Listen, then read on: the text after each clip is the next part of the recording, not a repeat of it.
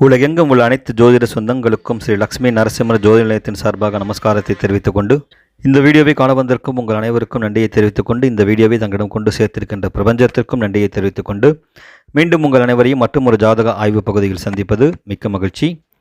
இன்று நாம் காண இருக்கும் தலைப்பு 2ஆம் இடத்தில் கடும் பாவர் நின்றால் அப்படின்ற ஒரு தலைப்பில் இன்றைக்கி நம்ம ஒரு ஜாதகத்தை ஆய்வு செய்ய இருக்கிறோம். பொதுவாக 2ஆம் இடம் அப்படின்றது தனம், குடும்பம், வாக்கு இந்த மூணையும் குறிக்கக்கூடிய ஒரு முக்கியமான ஸ்தானம். அந்த இடத்துல கடும் பாவர்கள் இருந்தால் அது தோஷமாக மாறுகிறது. அது எப்படி இந்த ஜாதகத்திற்கு பலன்களை கொடுத்துருக்கிறது அப்படின்றத நம்ம இங்கே பார்க்க இருக்கிறோம். அதற்கு மூலநூல் சொல்லுகின்ற ஒரு பாடலையும் நம்ம இங்கே பார்க்க இருக்கிறோம். வாங்க இந்த ஜாதகத்தை பார்க்கலாம். இது ஒரு ஆண் ஜாதகம். 30/7/1974 காலை 6:15 மதுரையில் பிறந்தவர் இந்த ஜாதகர்.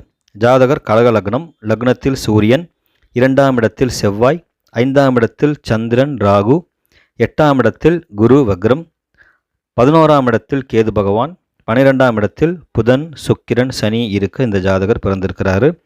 ஜாதகர் பிறந்தது புதன் மகாதிசையில் 2 வருடம் 10 மாதம் 4 நாள் இருக்க பிறந்திருக்கிறார்.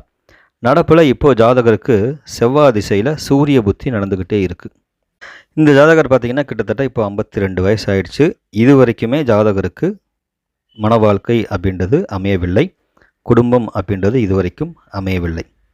அதற்கு மூலநூல் சொல்கின்ற ஒரு பாடல், வீமகவி அப்படின்ற ஒரு நூலில் இருந்து ஒரு அற்புதமான பாடல். அந்த பாடல் பார்த்திங்கன்னா, குடும்பத்தில் அரவு காரி அரங்காரகன் ஏறி நிற்க அவர் குலத்தில் இடுபுற்று குலசாபம் இருப்பதால் குடி நசிந்து கெடும், புத்தி துவேஷம் கீர்த்தியும் அழியும் என்று பட விஷமுண்ட ஈசன் பார்வதிக்கு உரைத்த நூலே அப்படின்றது அந்த பாடல். மீண்டும் முறை அந்த பாடலை சொல்கிறேங்க. குடும்பத்தில் அரவு காரி அரங்காரகன் ஏறி நிற்க அவர் குலத்தில் இடுபுற்று குலசாபம் இருப்பதால் குடி நசிந்து கெடும், புத்தி துவேஷம் கீர்த்தியும் அழியும் என்று படவிசமுண்ட ஈசன் பார்வதிக்கு உரைத்த நூலே அப்படின்றது அந்த நூல். வீமகவி அப்படின்ற ஒரு நூலில் இந்த பாடல் இருக்கிறது. இந்த பாடல் சொல்லுகிற பொருள் என்னன்னு பார்த்தீங்கன்னா, பொதுவாக 2ஆம் இடத்தில் அதாவது குடும்பஸ்தானத்தில் அரவு அப்படின்னு சொல்லக்கூடிய ராகுவோ கேதுவோ இருந்து சனி செவ்வாய் தொடர்பு பெற்றால், பாம்பை புற்றை இடித்த காரணத்தினால அவர் குடும்பத்தில் புற்று சாபம் ஏற்பட்டு குடி கெடும், புத்தி கெடும், புகழ் கெடும் அப்படின்றது இந்த பாடலுடைய சாராம்சம். இந்த ஜாதகருக்கு பார்த்திங்கன்னா அவ்வளவு தெளிவான ஒரு அம்சம் இவருக்கு இல்லை. புத்தியில் சில தடுமாற்றங்களும் இருக்கிறது. அதே போல் குடி கெடும் அப்படின்றது இவருக்கு இன்னும் குடியே அமையலை. அப்படி ஒரு அமைப்பு இந்த ஜாதகத்தில் இருக்கிறது.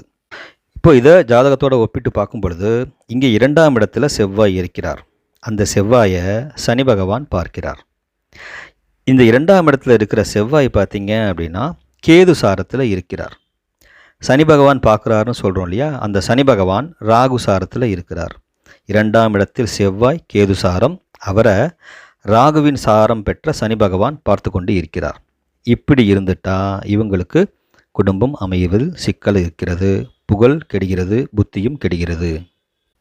இன்னொரு முக்கிய விதி பார்த்திங்கன்னா, 2ஆம் இடத்தில் இப்படி பாவர்கள் இருந்து 2ஆம் அதிபதி அம்சத்தில் நீசம் பெற்று அவருக்கு வீடு கொடுத்த லக்னாதிபதி ராசியிலேயும் நீசம் பெறுகிறார்.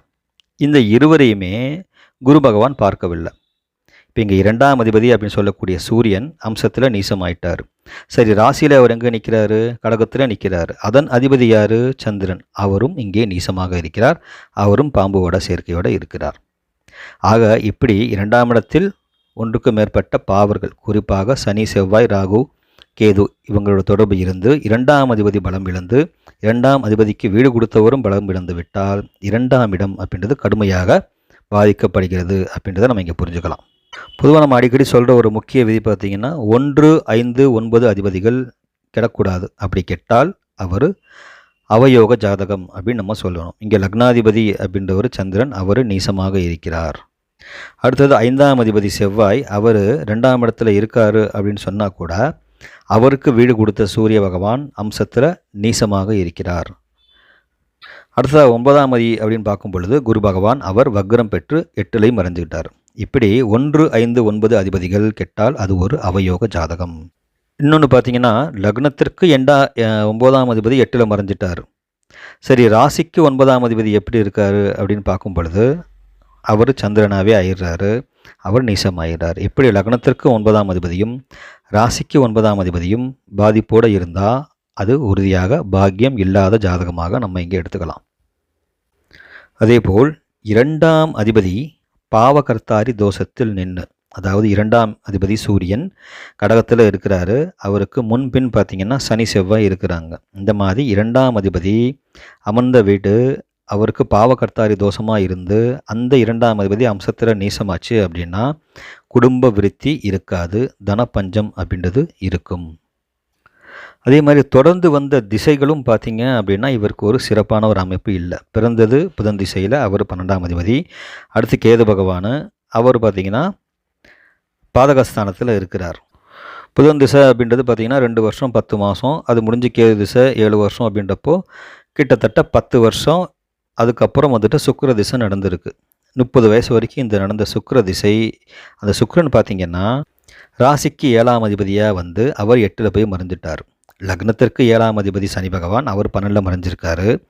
ராசிக்கு 7ஆம் அதிபதி சுக்கிரன், அவரும் ராசிக்கு 8லையும் லக்னத்திற்கு 12லையும் மறைஞ்சிட்டாங்க.